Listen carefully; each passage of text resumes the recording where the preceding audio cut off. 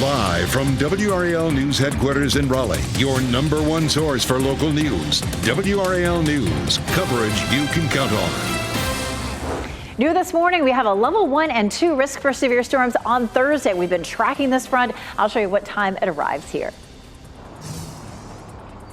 Hundreds of Raleigh police officers are fighting for better pay, and today they're going to make their voices heard. Just ahead, I'll explain exactly how much they're asking for as the department is facing several vacancies.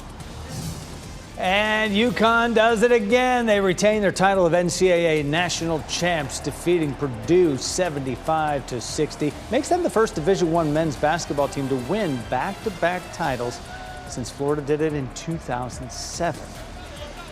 Close game early, ended way late. If you haven't seen it, we'll show you some of that and how it got done for them. I'm Jeff Hogan. Good to have you in on a Tuesday. And I'm Renee Chu, still glowing from seeing that partial solar eclipse. So happy that the weather cleared just at the right time here in the Triangle. But we're going to be moving into a wetter weather pattern. Meteorologist Elizabeth Gardner in the WRAL Severe Weather Center. Our morning will stay dry, but we have some rain chances. We do. By the evening commute, it is going to be wet. It's going to be a pretty sunrise here in Franklinton. You can see mostly clear skies, just a little bit of cloud cover right there on the horizon. So we give that another 15 or 20 minutes. Should be really pretty. We have a southwest wind 7 miles per hour, bringing us a nice mild start this morning. 58 degrees is our temperature around the Triangle. But we do have the potential for some showers this afternoon. So it's one of those days it's easy to forget your umbrella because it's not raining when you head out the door. But grab it because you'll want it after lunchtime. There's noon, and then here comes some rain that moves across our area. Scattered showers. It should be fairly light, 1/4 inch or so is what we'll expect. But we may see that on and off through the evening and even lingering into early tomorrow morning between, say, 6 and 9. After that, tomorrow should be on the drier side during the afternoon with maybe a little peak of sunshine. And then the main event arrives on Thursday. By the afternoon, we start to see the rain approaching us. It's back to the west at about 2 o'clock. So we're going to see maybe mid to late afternoon, that line of thunderstorms that comes through. And we do have that level 1 and 2 risk for severe storms. And the level 2 risk, which includes the Triangle, we could see isolated tornadoes, but damaging wind would be the biggest threat. And heading out the door this morning, it is nice and quiet. Temperatures in the mid to upper 50s. I will see high temperatures in the mid 70s like yesterday, but of course we'll add that chance of some showers. With 3 days potential of rain, I'll show you how much we could see total by the end. Brett? Good morning, everyone. I'm Brett Neeson for Brian Trader this morning on a Tuesday at 6:02. Up and at 'em here, and we got green across the board, which is really good news. Across the belt line, 540, all in the green in both directions. 40 coming in from the Johnson County area, looking good as well. Taking a look at the Durham Freeway, we have delay free in both directions right now, which is good news. I'll continue to monitor that, let you know if anything pops up and changes that. This is 40 at Wade Avenue, and traffic flowing in both directions. Starting to build a little bit of volume there, though, here at the 6 o'clock hour. I'll continue to watch that as well and let you know if any delays pop up. Brett, thank you. One person is in custody after shooting in Raleigh left someone injured. Now people who live in the area are calling for more police patrols. It happened on South Wilmington Street near Pecan Road just before 6 p.m. yesterday.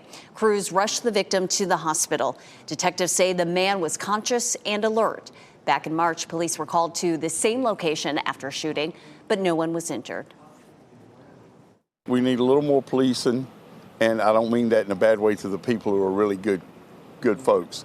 I believe that a younger crowd has came in and taken over a little bit. We know the victim was shot in the leg and that person will be okay. We're also working to find out who is in custody and on what charges.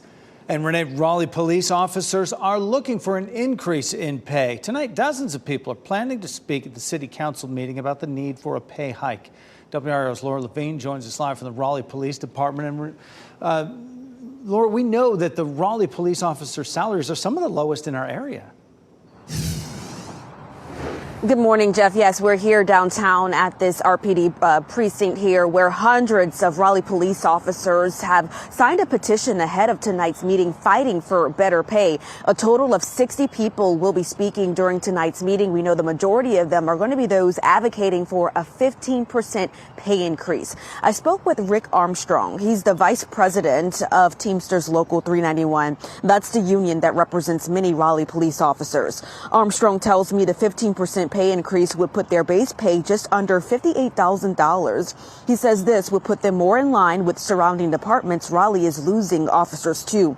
This comes as RPD currently has about 100 vacancies. The city is currently conducting a pay study, but it won't be complete until the next year.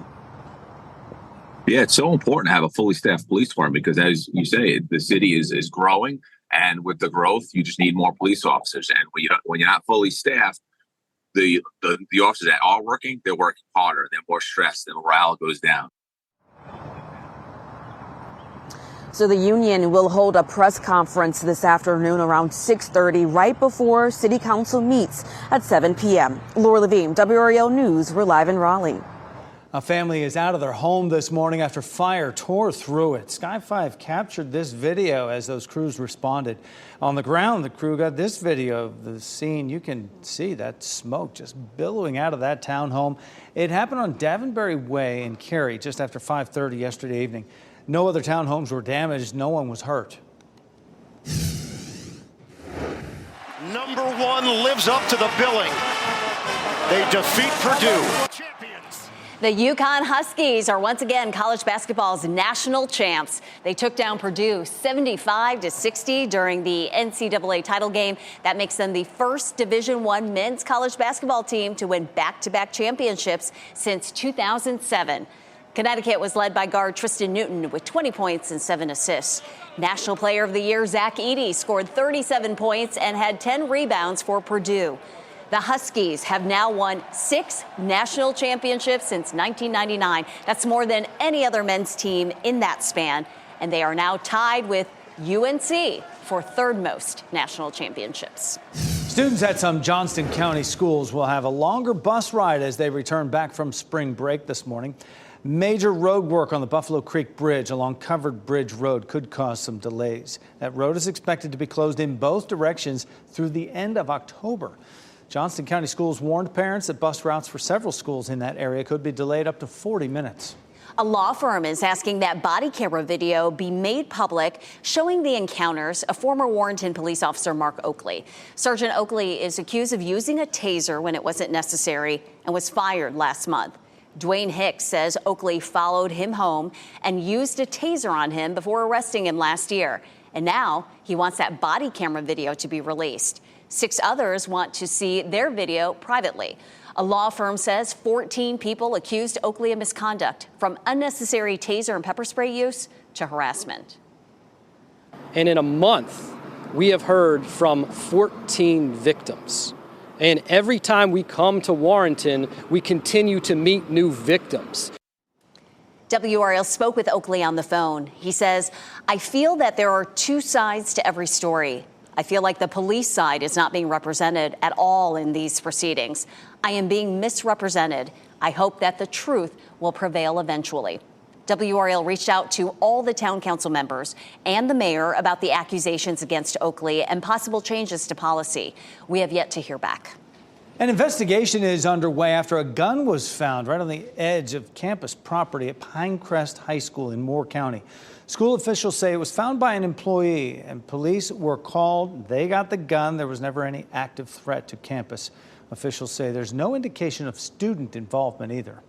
And a student accused of posting threats against 3 high schools in Wilson County is in custody.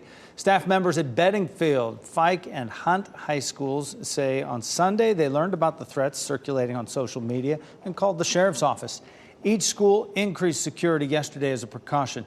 School officials say appropriate disciplinary action will be taken against the Bedingfield student and charges will be filed. A new elementary school is coming to Johnston County. A groundbreaking ceremony for the new Swift Creek Elementary School is happening this afternoon at 1. The event will happen at the future site of the school, which will be on Cleveland Road in Smithfield. Coming up, more legal trouble for Alec Baldwin from the set of Rust. Why a new legal filing claims his behavior on the movie set contributed to the death of the cinematographer. Ken. Also coming up in age, some conversations about the eclipse this morning might be about the discomfort some people experience. We'll have some advice from the experts. It's a dry morning commute, but we're looking at showers this afternoon. We'll see more rain on Wednesday and Thursday. It's a WRAL weather alert day for some severe storms. I'll show you the timeline coming up. As you get into your car, tune to WRAL News Plus on your radio. In Raleigh on 99.3 FM. In Durham, 96.5 FM. And everywhere on 101.5 HD3.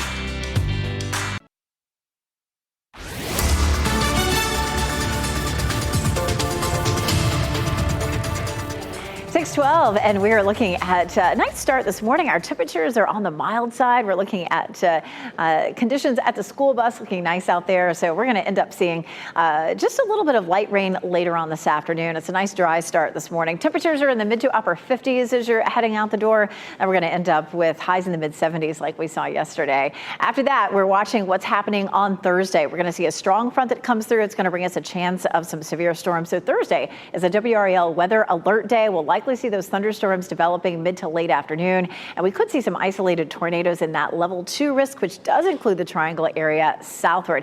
After that, it's nice and quiet as we head into the weekend. Brett? Thanks, Elizabeth. Let's take a look at traffic right now. Delay free across the board on all of our major routes coming into Raleigh right now, which is good news. And over in Durham, we're looking at the same thing here at the 6 o'clock hour, not seeing any delays in either direction, especially on the Durham Freeway, which is good news for anybody who uses that to get to work. Here's our live look at 440 at Capitol Boulevard. Traffic flowing pretty good right now on the Beltline. I'll let you know if that changes. And happening right now in the WRAL Live Center, severe weather caused damage to several areas in Arkansas. You heard Elizabeth mention the storm's moving through parts of the Deep South. Look at this video here. The storm caused multiple power outages and major damage to some buildings. Several homes were damaged by fallen trees. Forecasters say more periods of rainfall will be likely over the next couple of days, and they say that the rain should come to an end on Thursday for them there. New legal trouble for actor Alec Baldwin. In a new legal filing, special prosecutors in New Mexico say his behavior on the Rust movie set contributed to the fatal shooting of cinematographer Helena Hutchins. This comes after Baldwin's team filed a motion last month to dismiss the indictment against him. Prosecutors argue Baldwin has repeatedly changed his story about the shooting. They also say he had no control over his own emotions on set, including rushing the crew to the point of compromising safety.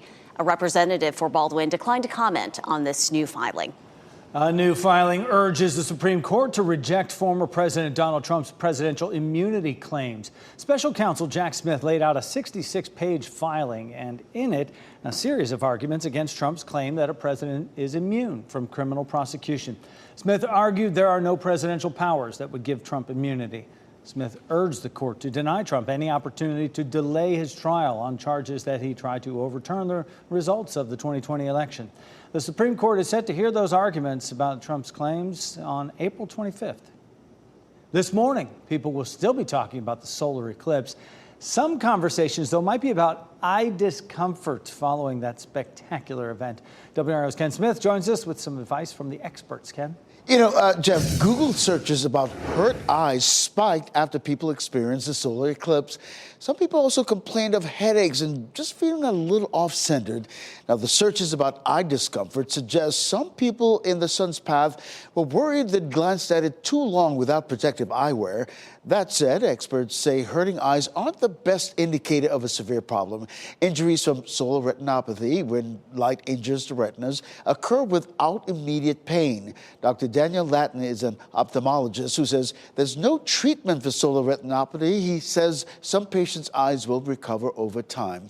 Also, that Lattin and other experts say cases of long-term eye damage have been reported following past eclipses, like the one in 2017, but they are rare. But, you know, Jeff, you look up and you really don't see the eclipse unless you're wearing that protective eyewear. Yeah, I mean, you wouldn't on any other day just look straight into the sun. You don't on this one either. And you can only see it with those glasses. And you're right, 2017, I don't remember a whole bunch of stories that we did about people having eye troubles after it. So it was quite a sight. Hopefully they're okay. It was great, yeah. Today is National Library Workers Day, and the librarians in Wayne County are working hard to open a new branch. The Northern Wayne Library in Fremont is set to open tomorrow. It will replace the Fremont and Pikeville libraries. You can stop by tomorrow at 11 a.m. for the grand opening ceremony. The new location is on South Wilson Street in Fremont.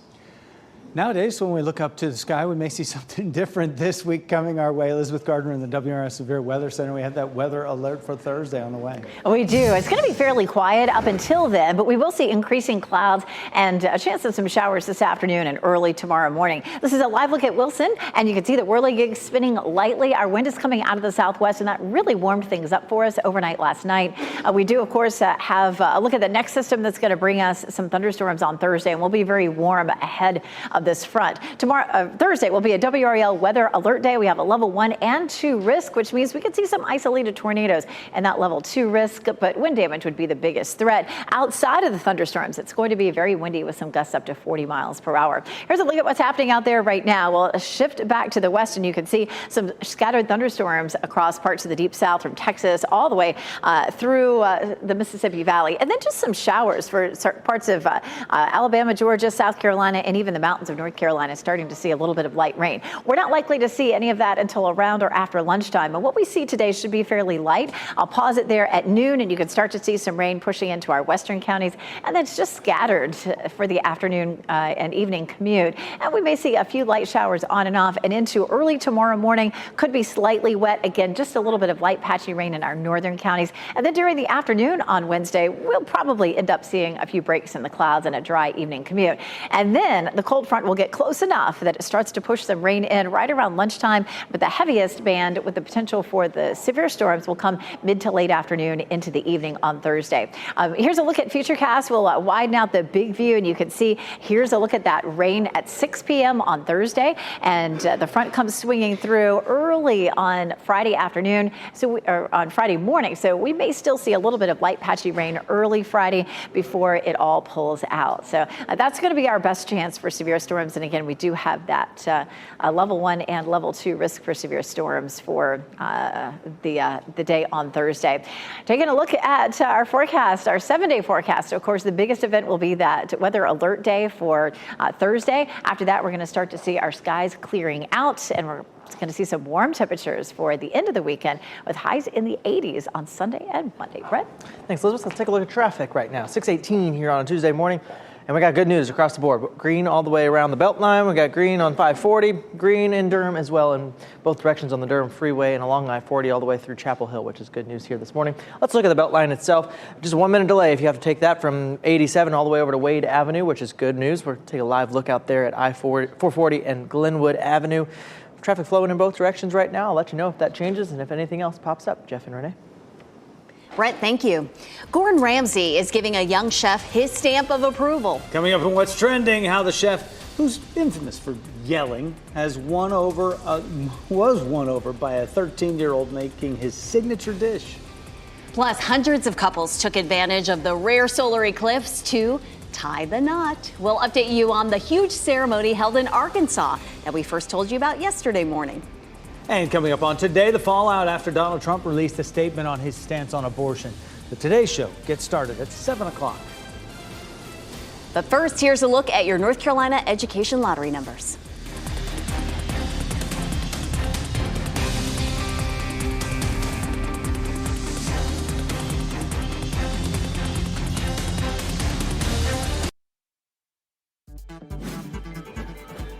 This What's Trending report, sponsored by Rug & Home.